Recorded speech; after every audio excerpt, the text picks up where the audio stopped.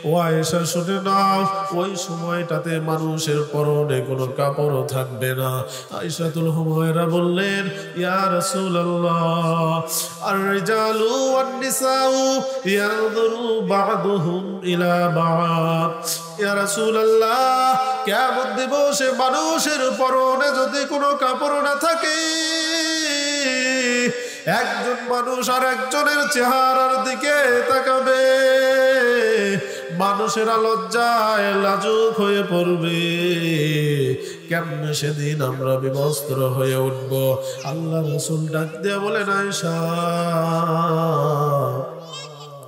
ও আয়েশা, তুমি কিয়ামত দিবসটাকে দুনিয়ার সাথে তুলনা করো না, দুনিয়ার কোন দিবসের মতো মনে করো না।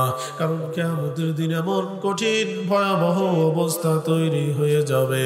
আল্লাহ পাক রব্বুল আলামিন তুদুরাশ শামসু ইয়াউমাল কিয়ামাতি মিনাল খালক, আল্লাহ পাক রব্বুল আলামিন ওই সূর্যকে বলবে, রে সূর্য, মানুষের মাথার উপরে নেমে আয় আর তাপ দিতে থাক।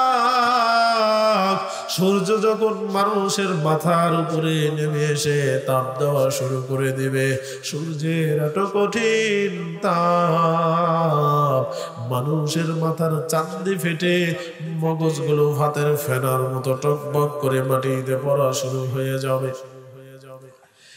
পায়ের নিচের মাটি হয়ে যাবে তামাম।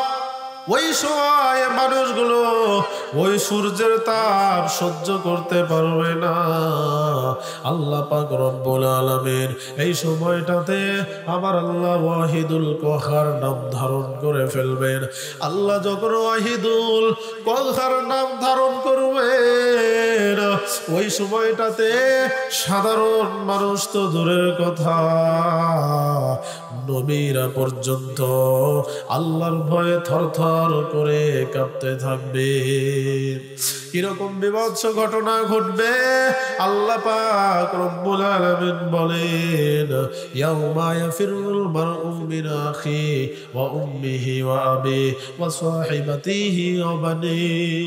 কিয়ামত দিবসে আমার আল্লাহ যখন ওয়াহিদুল কহার নাম ধারণ করে ফেলবেন, ওই সময়টাতে মা তার সন্তানকে ভুলে যাবে, ভাই ভাইকে ভুলে যাবে, ওই সময়টাতে বাবা তার সন্তানকে ভুলে যাবে, স্বামী তার স্ত্রীর কথা মনে থাকবে না। কিয়ামতের ময়দান এত ভয়াবহ অবস্থা শুরু হয়ে যাবে। কিয়ামতের ময়দানে হঠাৎ করে একটা জাহান্নাম কিয়ামতের ময়দানের দিকে আসতে থাকবে।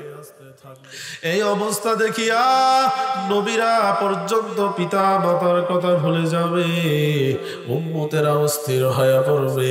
ওই সময়টাতে মানুষের কান্না, চোখের পানি দ্বারা কিয়ামতের ময়দানে বন্যা শুরু হয়ে যাবে।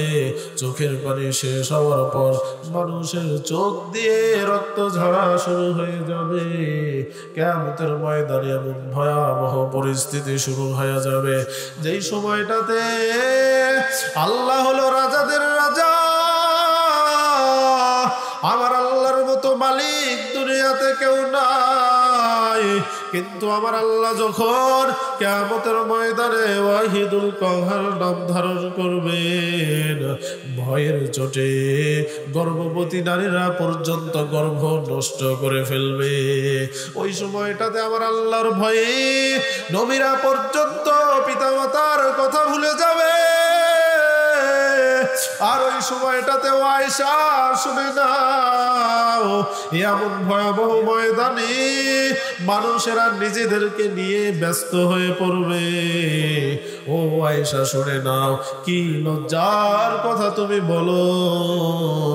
ওই সময়টাতে একজন আর একজনের চেহারার দিকে তাকানোর সময় পাবে না।